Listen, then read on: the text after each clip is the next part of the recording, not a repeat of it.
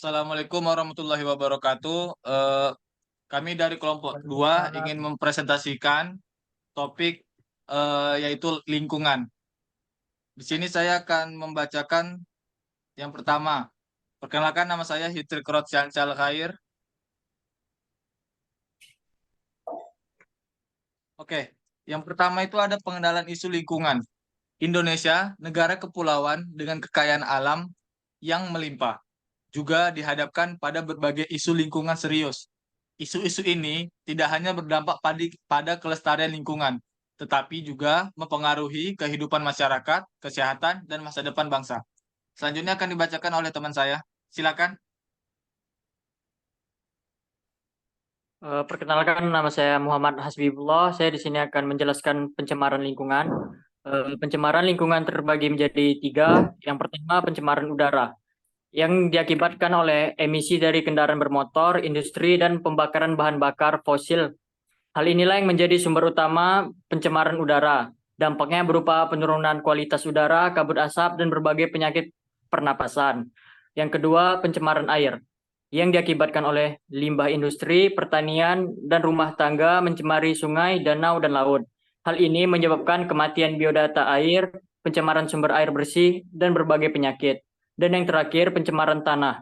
Penggunaan pestisida, pupuk kimia, dan limbah industri mencemari tanah. Dampaknya berupa kerusakan kesuburan tanah, keracunan pada tanaman, dan berbagai penyakit. Selanjutnya akan dilanjutkan oleh kawan saya.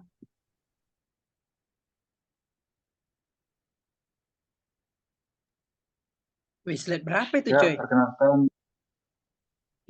perkenalkan nama saya Muhammad Gunawan Saputra. Di sini saya akan menjelaskan pengertian lingkungan. Lingkungan merupakan tempat makhluk hidup mencari dan punya sifatnya fungsi sendiri, yang saling berkaitan dengan keberadaan makhluk hidup yang hidup di dalamnya, terutama manusia yang mempunyai peran dalam keaslian. Lingkungan ini terdiri dari komponen abiotik, yaitu faktor fisik seperti tanah, air, udara, dan iklim, dan juga komponen biotik yang terdiri dari faktor hayati seperti flora, fauna, dan juga manusia yang saling berinteraksi dan membentuk suatu ekosistem. Lingkungan menurut Undang-Undang Nomor 4 Tahun 1982, yaitu kesatuan ruang yang terdiri dari benda, daya, keadaan, makhluk hidup, termasuk di dalam manusia dan perilakunya. Oke, selanjutnya adalah perubahan lingkungan global yang akan dijelaskan teman saya.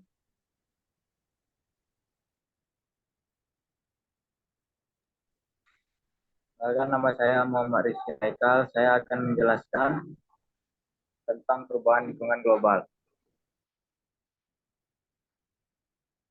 Perubahan lingkungan global merujuk pada perubahan skala besar yang terjadi di seluruh planet. Seperti yang pertama ada perubahan iklim, pemanasan global akibat emisi gas rumah kaca terutama karbon dioksida dan metana yang menyebabkan kenaikan suhu udara dan permukaan laut, serta perubahan pola cuaca ekstrim seperti kekeringan, banjir, dan badai.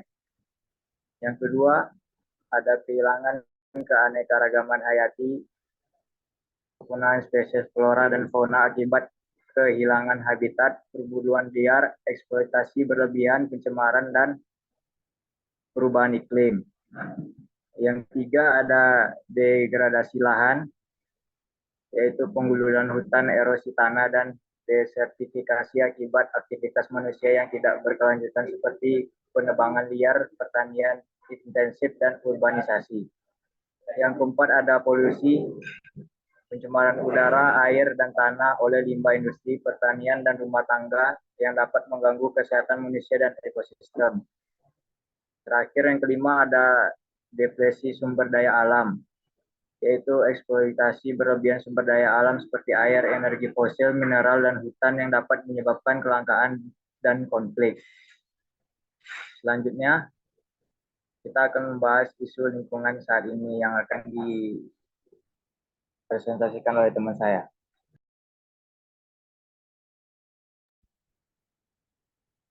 Kenalkan, nama saya Adnan Faisal Majid. Saya akan membahas tentang isu lingkungan saat ini. Pemanasan global dan perubahan iklim. adalah fenomena terkait yang berhubungan dengan peningkatan suhu rata-rata bumi. Pemanasan global adalah kenaikan suhu bumi yang berlangsung selama 1 dekade atau lebih, dan salah satu penyebabnya adalah perubahan iklim. Perubahan iklim sendiri adalah perubahan jangka panjang dalam pola cuaca tertentu di suatu wilayah yang dapat berhubungan dengan pemanasan global. Perubahan iklim dan pemanasan global disebabkan oleh beberapa faktor termasuk pemanasan global, pembangkit listrik dan instalasi industri lainnya adalah penghasil CO2 utama.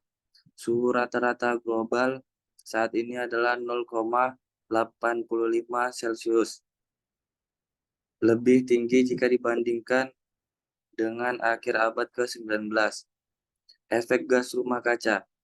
Pembakaran bahan bakar fosil seperti batu bara, minyak, dan gas menghasilkan emisi gas rumah kaca yang bekerja seperti selimut yang melilit bumi, menghasilkan panas matahari, dan menaikkan suhu. B. Kehilangan keanekaragaman hayati.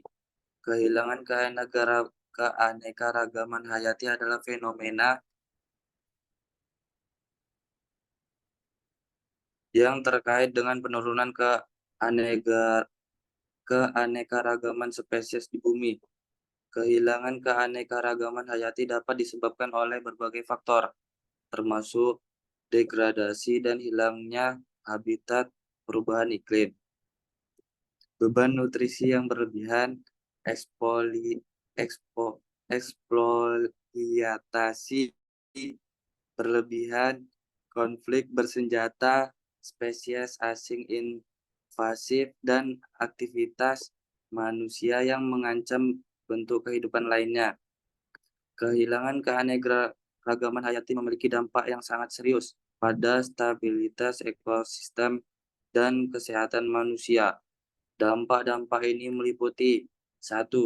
Peningkatan penularan penyakit zoonosis ke manusia. Penyakit zoonosis adalah penyakit yang dapat menular dari hewan non-manusia ke manusia melalui penularan patogen seperti virus, bakteri, parasit, dan prion. Penularan ini dapat terjadi melalui berbagai cara, seperti kontak langsung dengan hewan, kontak tidak langsung dari lingkungan, konsumsi makanan atau air terkontaminasi, dan melalui serangga atau kutu. 2. Punahnya berbagai jenis hewan. Kehilangan keanekaragaman hayati dapat menyebabkan punahnya berbagai jenis hewan. Hilangnya spesies yang berperan dalam proses ekosistem dapat menyebabkan penurunan keseluruhan keanekaragaman hayati, yang pada akhirnya dapat menyebabkan punahnya berbagai jenis hewan. Selanjutnya akan dijelaskan oleh rekan saya. Perkenalkan, nama saya Najib Alan Zaki dengan NIM 4422301014. Di sini saya akan melanjutkan apa yang sudah Atan presentasikan, dimulai dari C, polusi udara, air, dan tanah. Pemanasan global juga dikenal sebagai pemanasan global atau perubahan iklim, adalah peningkatan suhu rata-rata bumi yang disebabkan oleh aktivitas manusia seperti pembakaran bahan fosil, pembangunan kendaraan, dan proses industri. Pemanasan global memiliki dampak yang luas dan berbahaya pada kualitas lingkungan, termasuk polusi udara, air, dan tanah. Polusi udara. Polusi udara adalah salah satu konsekuensi dari pemanasan global. Peningkatan gas rumah kaca seperti karbon dioksida, metana, dan oksida nitrat di atmosfer bumi menyebabkan efek rumah kaca yang memperpanjang panas matahari dan meningkatkan suhu bumi. Polusi udara juga dapat disebabkan oleh asap kendaraan bermotor, penggunaan AC yang berlebihan, dan efektivitas industri lainnya. Dampak polusi udara pada kesehatan manusia termasuk penyakit pernapasan seperti penyakit paru obstruk kronis, PPOK, dan asma, serta gangguan mental seperti stres, kecemasan, dan depresi. Polusi air. Polusi air juga dapat disebabkan oleh pemanasan global. Peningkatan suhu bumi dapat mempengaruhi kualitas air, seperti meningkatkan konsentrasi logam berat dan bahan kimia berbahaya di dalam air. Hal ini dapat berdampak pada kesehatan manusia dan makhluk hidup lainnya, serta mengganggu ekosistem. Polusi tanah. Polusi tanah adalah akibat lain dari pemanasan global. Peningkatan suhu bumi dapat mempengaruhi kualitas tanah, seperti meningkatkan konsentrasi logam berat dan bahan kimia berbahaya di dalam tanah. Hal ini dapat berdampak pada kesehatan manusia dan makhluk hidup lainnya, serta mengganggu ekosistem. D. Kehancuran habitat alami. Pemanasan global dapat menyebabkan kehancuran habitat alami melalui beberapa cara. Salah satu cara adalah dengan mengakibatkan perubahan iklim yang signifikan. Perubahan iklim yang menyebabkan peningkatan suhu, penurunan curah hujan, dan perubahan pola cuaca dapat mengganggu ekosistem dan habitat satwa. Hal ini dapat menyebabkan kehilangan habitat bagi berbagai spesies, termasuk satwa langka yang berada di bawah perlindungan hukum. Kerusakan habitat alami juga dapat disebabkan oleh aktivitas manusia yang tidak bertanggung jawab. Contohnya kebakaran hutan yang disebabkan oleh pembersihan lahan yang tujuannya untuk pertanian dan perkebunan dapat menghancurkan habitat satwa, mengancam kelangsungan hidup mereka. Perubahan iklim juga dapat mengakibatkan kekeringan yang berkepanjangan atau curah hujan yang terlalu tinggi, yang mempengaruhi lingkungan seperti kebakaran hutan atau banjir. Selain itu, perubahan iklim juga mengancam integritas banyak ekosistem di seluruh dunia, termasuk terumbu karang dan hutan tropis. Kondisi ini semakin memperdalam iklim, krisis, degradasi, dan atau hilangnya ekosistem yang cepat seperti mangrove, hutan tropis, lahan gambut, dan lainnya. Selanjutnya akan dipresentasikan oleh teman saya. Oke, perkenalkan nama saya Ogi Hermansyah. 6. Upaya penanggulangan. Kebijakan pemerintah. Peranan pemerintah dalam hal ini menjadi bagian terpenting yang tidak terpisahkan dalam upaya mengelola lingkungan. Pengelolaan lingkungan secara terpadu dimungkinkan untuk memberikan peluang pengelolaan yang cukup efektif dalam rangka menyeimbangkan antara pelestarian lingkungan dan pemanfaatan ekonomi. Proses pengelolaan lingkungan ada baiknya dilakukan dengan lebih memandang situasi dan kondisi lokal agar pendekatan pengelolaannya dapat disesuaikan dengan kondisi lokal daerah yang akan dikelola. Pandangan ini tampaknya relevan untuk dilaksanakan di Indonesia dengan cara memperhatikan kondisi masyarakat dan kebudayaan serta unsur-unsur fisik masing-masing. Wilayah yang memungkinkan memiliki perbedaan di samping kesamaan. Dengan demikian, strategi pengelolaan pada masing-masing wilayah akan bervariasi sesuai dengan situasi setempat. Yang perlu diperhatikan adalah nilai-nilai dan norma-norma yang dianut oleh suatu masyarakat yang merupakan kearifan masyarakat dalam pengelolaan sumber daya alam dan lingkungan. Adapun upaya-upaya yang bisa dilakukan oleh pemerintah ialah 1. Penataan lingkungan agar masyarakat bisa merasa kenyamanan. 2. Melakukan agenda penanaman pohon tiap tahunnya yang bisa membuat lingkungan asri. 3. Penyuluhan hukum terhadap masyarakat dimaksudkan untuk memberikan pengetahuan terhadap para masyarakat setempat tentang peraturan perundang-undangan yang berkaitan dengan kelestarian lingkungan. Selanjutnya akan dibacakan oleh teman saya. B. Saya akan melanjutkan yang B. Nama saya Rudi Amonangan Senipar. Saya akan melanjutkan yang telah disampaikan oleh rekan saya. B. Peran individu dalam melestarikan lingkungan. Peran individu dalam membangun kesadaran lingkungan sangat penting karena setiap tindakan individu memiliki dampak kolektif terhadap lingkungan. Berikut adalah beberapa peran individu yang dapat membantu membangun kesadaran lingkungan. 1. Pendidikan dan informasi. Individu dapat mencari informasi dan meningkatkan pemahaman mereka tentang isu-isu lingkungan. Mereka dapat mengikuti pelatihan, seminar, membaca buku, atau mengikuti program edukasi lingkungan yang perluas pengetahuan mereka dan memahami pentingnya perlindungan lingkungan. Yang kedua, praktik hidup berkelanjutan. Individu dapat menerapkan praktik hidup berkelanjutan dalam kehidupan sehari-hari mereka. Misalnya, mengurangi penggunaan air dan listrik, mengurangi pembuangan sampah, mendaur ulang, mengurangi konsumsi plastik, dan memilih transportasi ramah lingkungan seperti berjalan kaki, bersepeda, atau menggunakan transportasi lainnya. 4. Memilih produk ramah lingkungan. Individu dapat memilih produk yang lebih ramah lingkungan, misalnya menggunakan produk organik, produk daur ulang, dan menghindari produk dengan bahan kimia berbahaya. Memilih produk dengan label lingkungan seperti eco-label juga dapat membantu mempromosikan praktis bisnis yang bertanggung jawab terhadap lingkungan. C. Teknologi ramah lingkungan.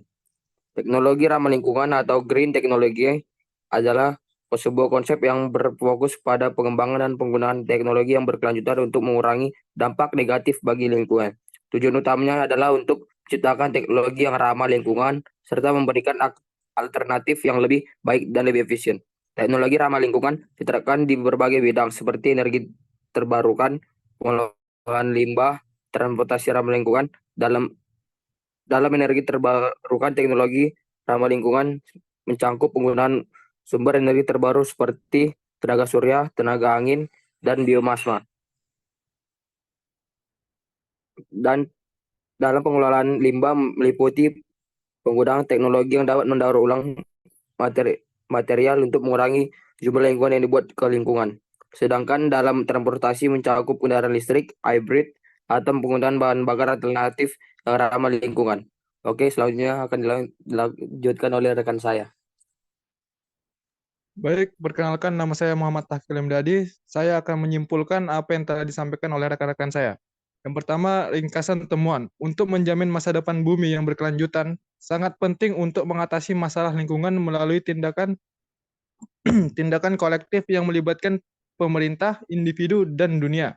Tujuan pentingnya perlindungan lingkungan terletak pada perlindungan ekosistem, keanekaragaman hayati, dan kesehatan masyarakat, sekaligus mendorong pertumbuhan ekonomi hijau.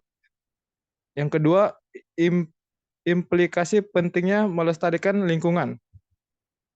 Upaya untuk mengatasi tantangan lingkungan mencakup kebijakan pemerintah, peran individu dalam konservasi, dan penggunaan teknologi ramah lingkungan. Kebijakan pemerintah memainkan peran penting dalam pengelolaan lingkungan dengan fokus pada kondisi lokal dan nilai-nilai masyarakat untuk menyesuaikan strategi pengelolaan secara efektif. Setiap individu dapat berkontribusi dengan mendidik diri mereka sendiri, menerapkan praktik berkelanjutan, dan memilih produk ramah lingkungan. Teknologi ramah lingkungan seperti energi terbarukan dan solusi pengelolaan limbah menawarkan alternatif untuk mengurangi dampak negatif terhadap lingkungan. Tantangan untuk mencapai ekonomi hijau berkelanjutan mencakup perubahan pola konsumsi dan produksi, ketergantungan pada bahan bakar fosil, kesenjangan akses dan kapasitas, serta ketidakpastian kebijakan. Namun terdapat peluang untuk meningkatkan efisiensi sumber daya, berinvestasi dalam inovasi ramah lingkungan. Yang ketiga, langkah-langkah yang perlu diambil untuk menjaga lingkungan. Pentingnya melestarikan lingkungan untuk keberlangsungan hidup manusia, hewan, tumbuhan, dan planet secara keseluruhan.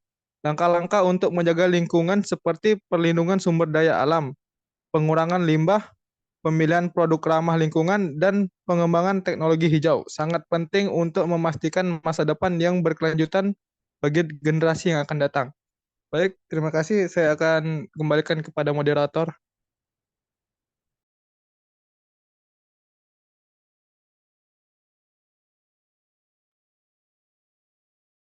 Baik, mungkin hanya segitu saja presentasi dari kelompok 2. Kurang lebihnya mohon maaf. Wassalamualaikum warahmatullahi wabarakatuh.